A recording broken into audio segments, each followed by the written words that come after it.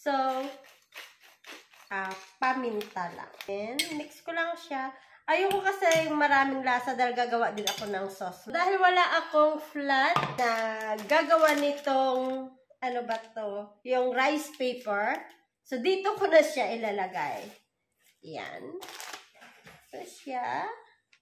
Ay, dalawa pala. Ayun. Ayan na siya. Yan. Then, ito lang.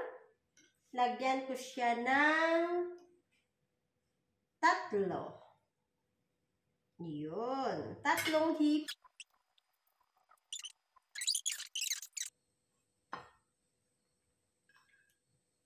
Yan. And ito na siya.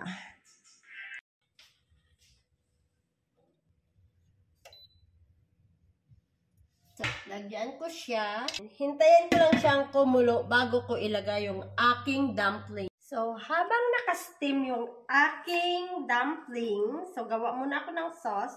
So, ang need ko lang is itong spring onions.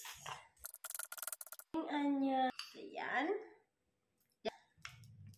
So, 2 teaspoon. 1 teaspoon. Yan. And syempre, yan.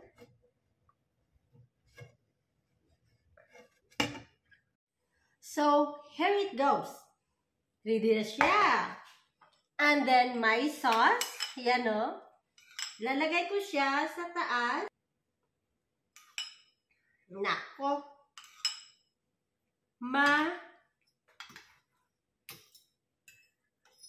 Wow! Ayan siya, oh.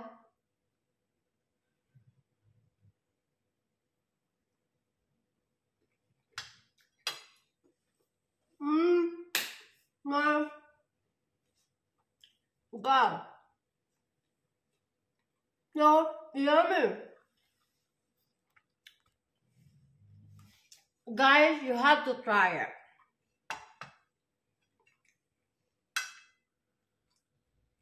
You really have to try it.